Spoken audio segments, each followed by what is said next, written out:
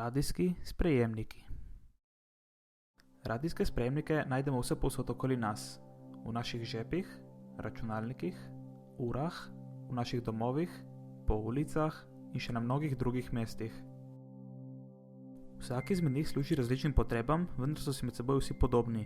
Vsi delujejo s pomočjo radijskih valov. Tehnične osnove radia je razvil in patentiral konec 19. stoletja Nikola Tesla. Leta 1896 je v Veliki Britaniji pošiljal in sprejemal radijski signal na razdalji 70 km. Leta 1902 je iz Cornwalla v Veliki Britaniji poslal v Novo Fundlandijo v Kanadi črko S v Morsejevi abecedi. Na začetku 20. stoletja je Reginald Aubrey Fessenden razvil amplitudno modulacijo, ki je omogočila prenos zvoka po radijskih signalih. Za ta namen je potreboval generator sinusnega signala, ki ga je izdelal Ernst Alexanderson. Leta 1906 je prenašal glasbo, ki jo je poslušalo več telegrafskih operaterjev. Ta prenos velja za prvi radijski prenos v zgodovini.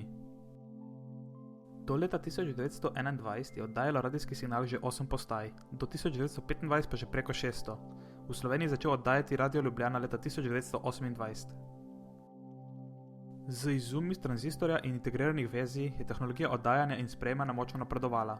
Ker se število uporabnikov veča, se vedno intenzivneje uporabljajo frekvence v mikrovalnem področju, predvsem za prenose preko satelitov. Skozi zgodovino so se radijski sprejemniki nekoliko spremenili, predvsem v velikosti.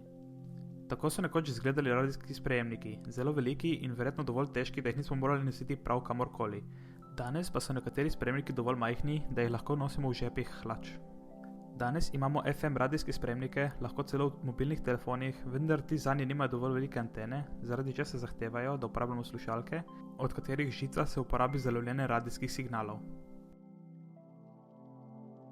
V začetku so bili radijski oddajniki in sprejemniki tudi zelo bolj preprosti. Za razliko od današnjih še niso bili sposobni prenosa glasbe in zvoka, vendar le preprostih signalov. Zaradi tega se je razvila znana Morsejeva koda, ki se je uporabljala za komunikacijo na daljavo. Detektorski sprejemnik.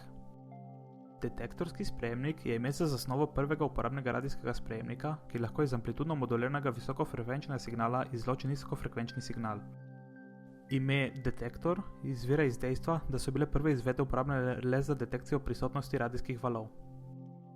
Sestavljen je bil iz tuljave, brez jedra, vrtljivega kondenzatorja in naravnega polprevodniškega kristala, ki je deloval podobno kot današnje polprevodniške diode.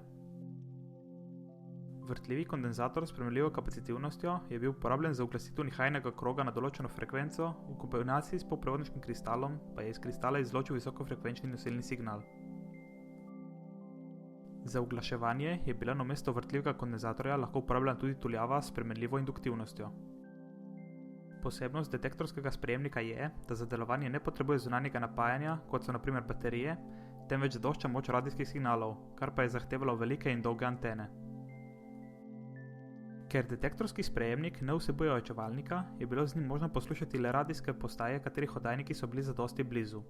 Običajno je moč zadostovala le za poslušanje preko slušalk. Dioda je izdelana iz germanija, zaradi česa prevaja že ob napetosti 0,2 V, za razliko od silicejevih, ki prepuščajo šele po 0,5 V. V radijskih komunikacijah imamo več različnih modulacij, danes pa smo pogledali samo dve, ki sta nam najbolj znani. Amplitudna modulacija ali AM in frekvenčna modulacija oziroma FM. Pri frekvenčni modulaciji glede na informacijo spremenimo frekvenco danega signala, pri amplitudni modulaciji pa spremenimo njegovo amplitudo. Danes se za poslušanje radia uporablja v večinoma frekvenčna modulacija, ker ima nekaj dobrih lastnosti v primerjavi z amplitudno. Signal je bolj odporen na šum. Kvaliteta zvoka je boljša kot pri amplitudni modulaciji. Ima dovolj široko pasovno širino, da lahko prenašamo celo stereo zvok in tudi dodatne podatke, kot so na primer prometne informacije. Natančneje, lahko z njim prenašamo tudi do 2400 bitov na sekundo. Kljub vsemu ima pa tudi amplitudna modulacija svoje prednosti. Amplitudno moduliran signal ima zelo večji doseg, kar pomeni, da lahko z njim komuniciramo na daljše razdalje. V primerjavi z FM so AM sprejemniki in oddajniki mnogo bolj preprosti. Frekvence za radijski prenos so v območju radijskih valov in segajo od 3 kHz do 40 000 MHz. torej od valovnih dolžin 1 cm do preko 1 km. Radijski oddajnik pošilja nosilni val na svoji frekvenci, ki ga modulira informacijski kanal. Ta signal sprejema radijski sprejemnik naravnan na frekvenco nosilnega vala.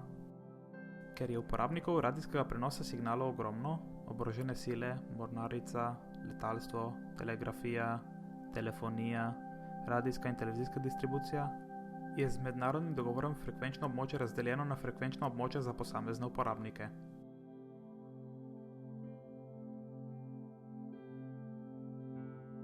Pri sprejemu radijskih signalov pa moramo biti seveda pozorni tudi na druge uporabnike medija.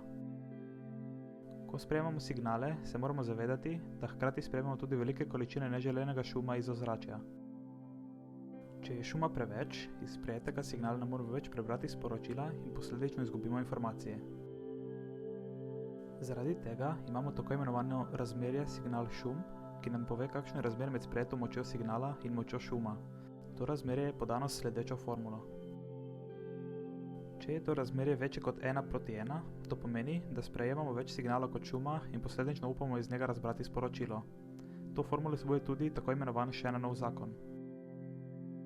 Shannonov zakon je izjava, ki določa najvišjo teoretično hitrost, s katero se brez napak številke lahko prenašajo preko kanala z omejeno pasovno širino v prisotnosti šuma. Navadno je izražena v obliki, kjer je c kapaciteta kanala v bitih na sekundo, b pasovna širina v hercih in s z n je razmerje signal šum.